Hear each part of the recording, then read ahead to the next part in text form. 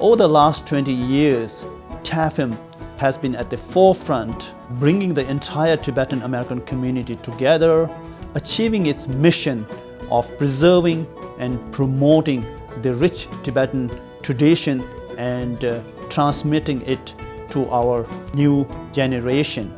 And I truly feel that TAFM has been able to achieve its mission and goal to a large extent with the help of the entire community as well as its ardent supporters.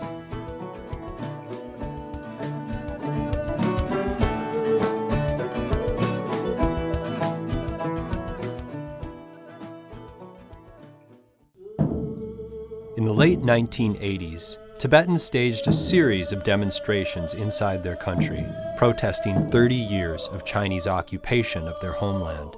The Chinese government reacted with brutal suppression, much as they had on their own people in Tiananmen Square.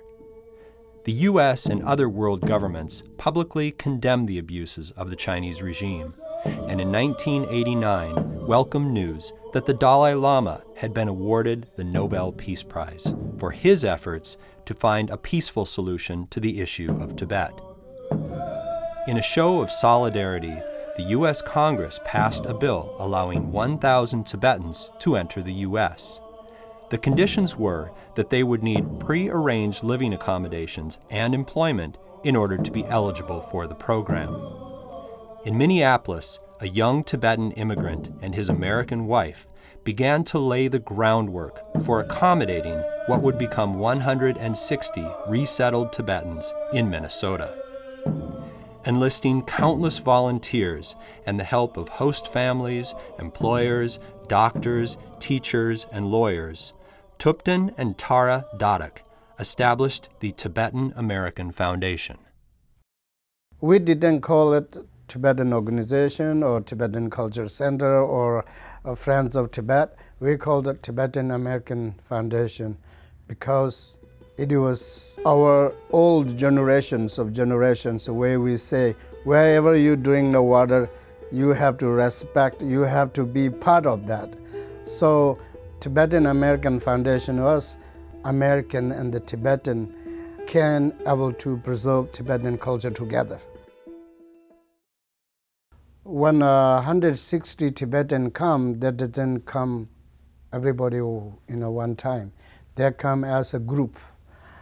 Some group are 3, some group are 17, some group are 15, 20.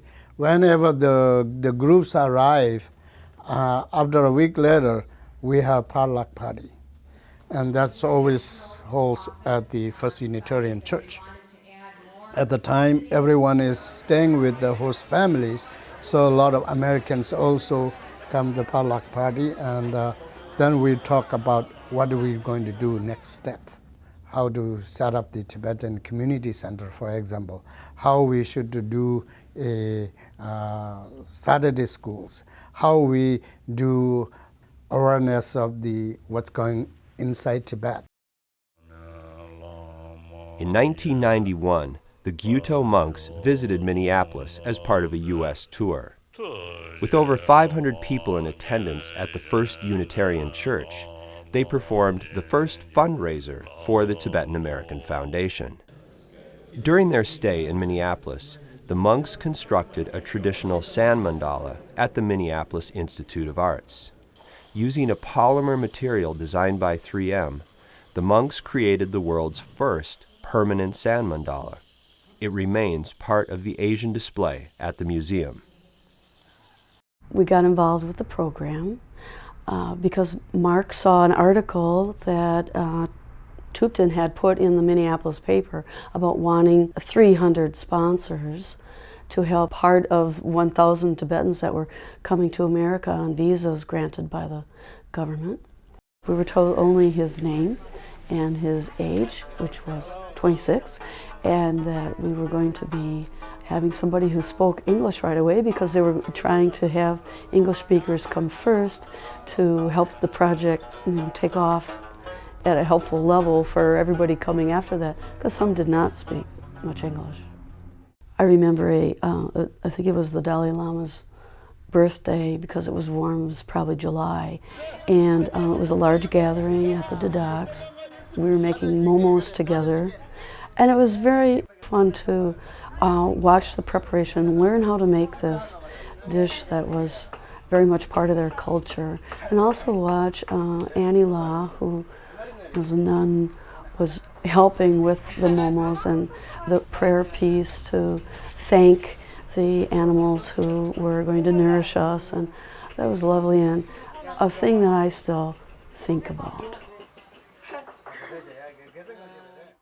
Before coming to United States, when we were giving the orientation at Dharamsala, we had audience with His Holiness the Dalai Lama, and His Holiness the Dalai Lama told us at that time that now you are all going as a Tibetan refugee under the resettlement program to America, but in fact every one of you is an ambassador of Tibetan people. And so he gave us that kind of trust and that kind of responsibility. According to the program, we were first to stay 3 months at the sponsor's house, then stand on our own, and then another 2 to 3 years of time, we had to save enough money to bring in our family. So I had to do my, not only to survive myself, but also to have some savings for my family reunification. So I started doing a couple of jobs altogether.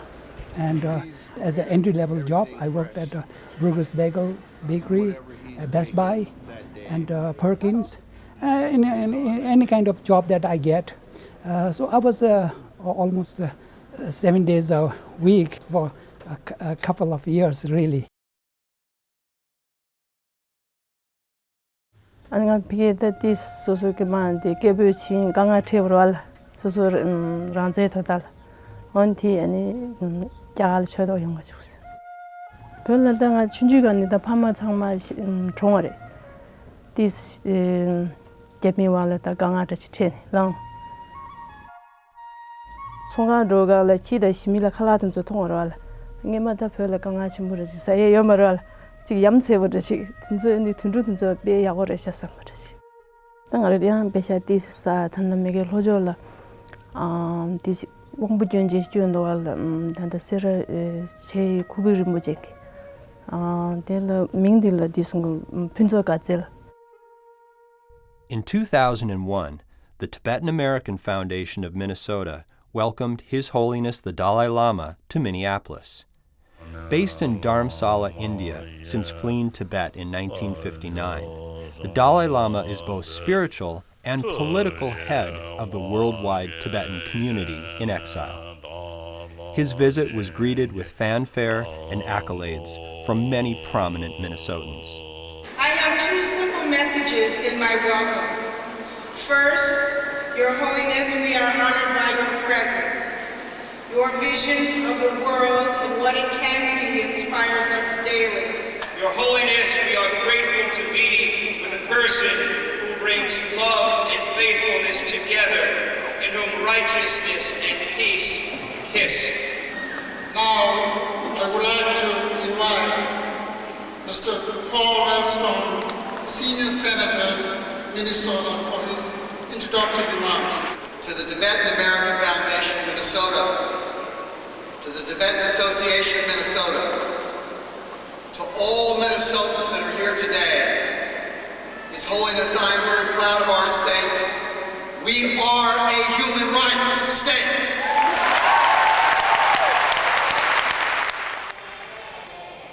For the Tibetans, the highlight of the visit was a community meeting they hosted for their leader. The Dalai Lama used the occasion to speak frankly to his people about the grave state of affairs in Tibet.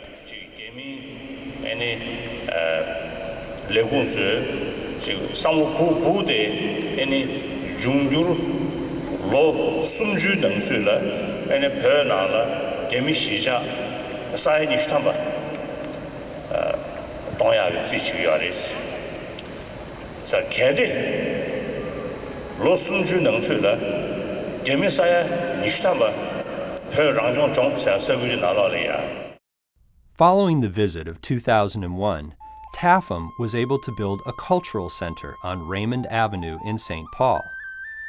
While small for the needs of this growing community, it has been lovingly maintained and remains the center of gravity for the community, as well as a platform for countless events throughout the year. Every event organized by TAFM is led by the board members with the help of part-time staff, volunteers, and there are other people that we designate as area coordinators, as well as actually it's the result of the input of the entire Tibetan American community in Minnesota. We enjoy very strong support from our people. One of TAFM's essential roles is to facilitate the transfer of annual dues, which are paid by each Tibetan adult to help sustain the Tibetan government in exile in Dharamsala, India.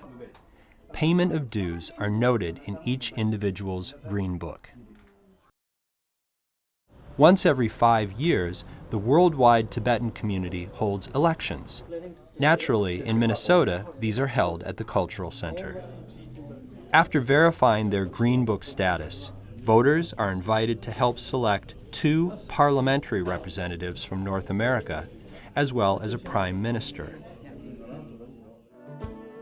One of the Tibetan American Foundation subcommittees is youth development. Every year, high school graduates are recognized at a special event, and there is a weekly program called Lamtan, during which time college-bound youth mentor high school students. TAFM organizes both local and regional tournaments for youth basketball and soccer. The Midwest Meet is held every July during His Holiness the Dalai Lama's birthday. It draws teams from Chicago, Illinois, Madison, Wisconsin, and even Canada. Located in North Minneapolis, the Gyuto Wheel of Dharma Monastery is home to several Tibetan monks who devote themselves to sustaining the tradition of Tibetan Buddhism.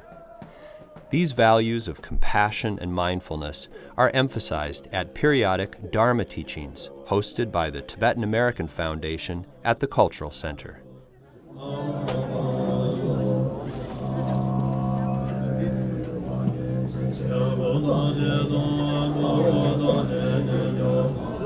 Teta tangje da genje, so je da ga zeba. Teta tangje da genje.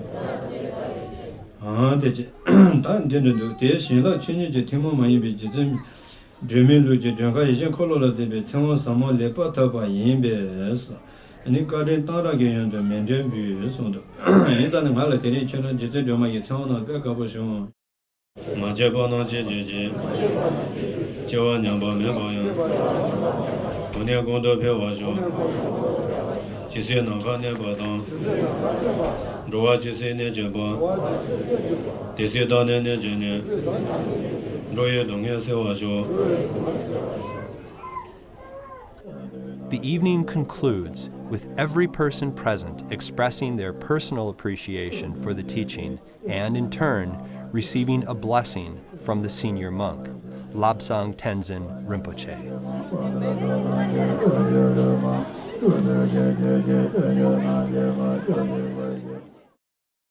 March 10th is a very important day for Tibetans all over the world. This was the day when Tibetans in Tibet rose spontaneously against the Chinese regime on March 10th, 1959.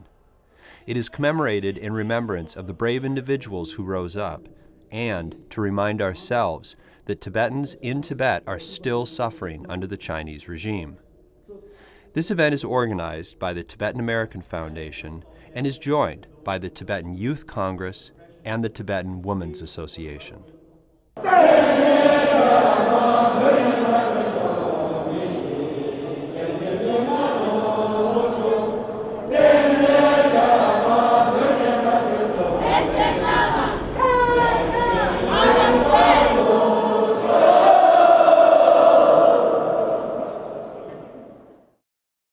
My name is Wangil Rizikura and I'm the program coordinator. This program is called Tibetan Culture School, and this is a program of Tibetan American Foundation of Minnesota. This came into being in 1997, and since then we have been having this program. The purpose of this program is to help Tibetan children become fluent in their mother tongue. Also, they should become literate in Tibetan language. In addition to these two, we also want them to be very familiar and knowledgeable about Tibetan culture. More importantly, they are very interested in Tibetan performing arts and other important aspects of the Tibetan history.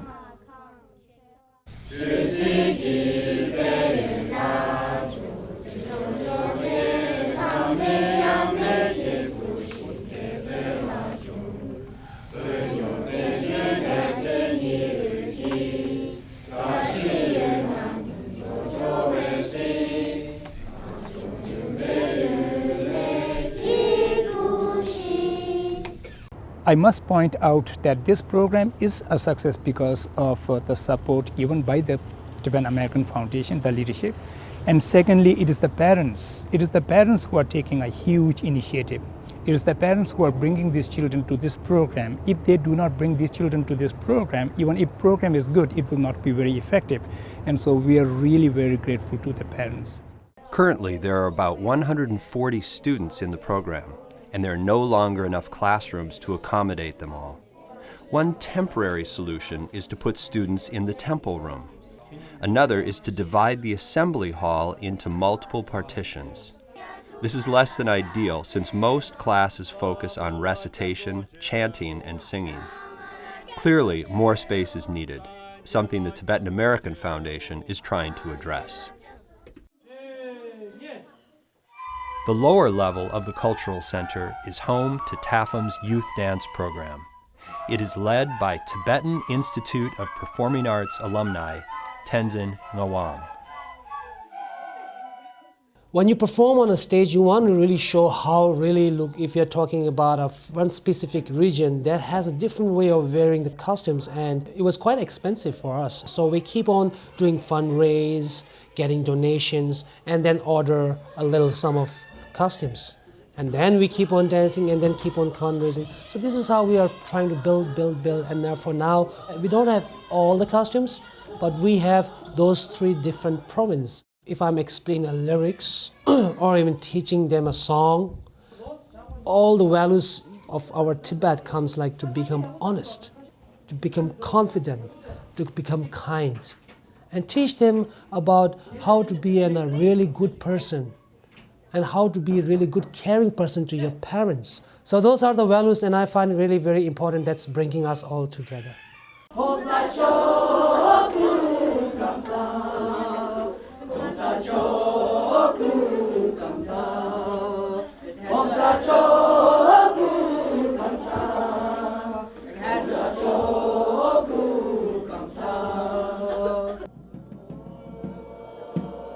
This has been a glimpse into the work of the Tibetan American Foundation of Minnesota.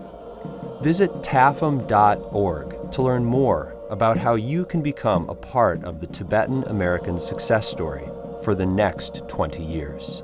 Thank you.